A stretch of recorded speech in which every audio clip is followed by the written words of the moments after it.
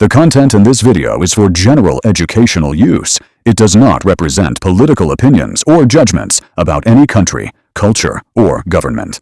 Information is based on publicly available sources and may be summarized or simplified. Viewers should verify details through multiple sources.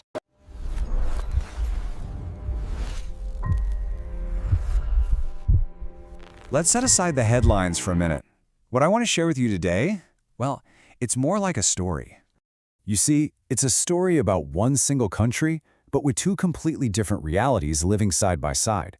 A place where what you eat for dinner says everything about who you are and where you're allowed to go in life. So, picture this. On one side, you've got the elite table. We're talking Kobe beef, imported coffee, Hennessy cognac. People are wearing Swiss watches, carrying designer bags. Their homes? Oh, they've got heated floors and indoor plumbing. Now, let's look at the other table. It's different. Corn is the main thing on the plate. Rice? That's a luxury, something you might get on a special state birthday. Sometimes when things get really tough, people have to go out and forage for wild plants, just to get by. They're wearing clothes that have been handed down, and they have to get their water from public taps. And the crazy part is, these two tables aren't in different countries. They're in the same city, maybe even the same neighborhood. And that contrast, it tells you something really important. When you live in a place where hunger has been a constant threat for generations, being able to waste food isn't just careless. It's a statement. It's the ultimate symbol of power. It says, I have so much that I don't even have to worry. It's a way of showing everyone else that you are completely, totally separate from their reality. So you have to ask, right? If the state couldn't feed its people, how did they survive? Well, out of pure necessity, something new was born, the Jangmadang. Literally, market grounds. These were unofficial, local markets that just popped up during the massive famine in the 1990s. The government system completely collapsed, so people had to create their own. And these markets weren't just for buying a few extra things. They became an absolute lifeline. And something really incredible started happening in these markets. A huge social shift. You see, when the official state-run economy crumbled, it was the women who stepped up. They became the sellers, the traders, the ones making things happen. If you look at surveys of refugees, something like 75% of the traders are women.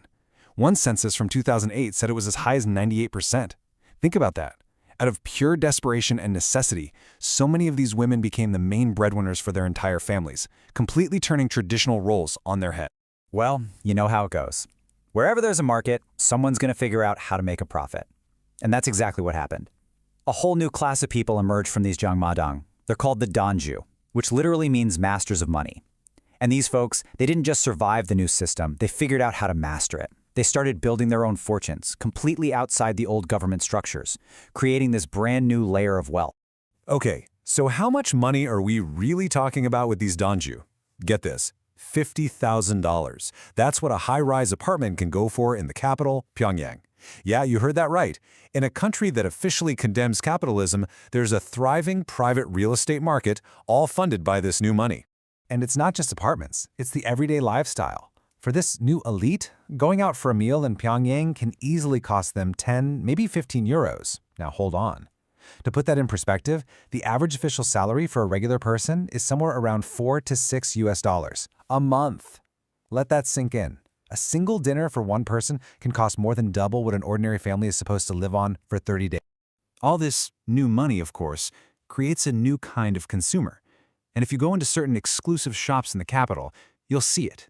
You'll find brands you recognize from anywhere else in the world. Zara, H&M, Adidas, Nike, even high-end stuff like Elle and Chanel. It's like this little bubble of the outside world, a tiny glimpse of global consumerism that's only accessible to a very, very small number of people. So all of this leads to the one big question, right? How? How can two worlds that are so drastically different exist in the exact same place?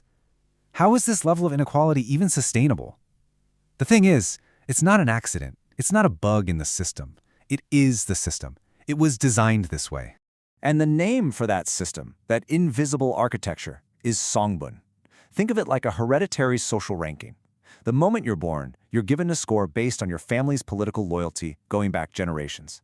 And this score, this Songbun, you can't change it. It dictates everything about your life, absolutely everything.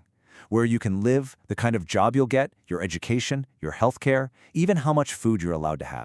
Basically, it breaks down into three big groups. At the top, you have the core class. These are the elites, The most loyal families, think high-ranking party officials, military brass. Then there's the wavering class. This is most people. Ordinary workers, peasants, the general population. And then at the very bottom, you have the hostile class. These are seen as the enemies. Maybe your great-grandfather was a landowner, or a relative was a political dissident. It doesn't matter what you did. Your fate, your Songbun, is sealed by your bloodline. Someone once described the whole system as a form of political apartheid. And that really hits home, doesn't it? It's a system of total state-enforced segregation.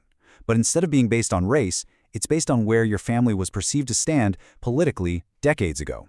It's designed to separate people into the privileged and the punished right from birth. So just picture this. Imagine you're looking out over the capital city at night. You see all these apartment buildings, thousands of windows. And a few of those windows, just a few, they're glowing with this warm golden light. Signs of life, of steady power, of heat.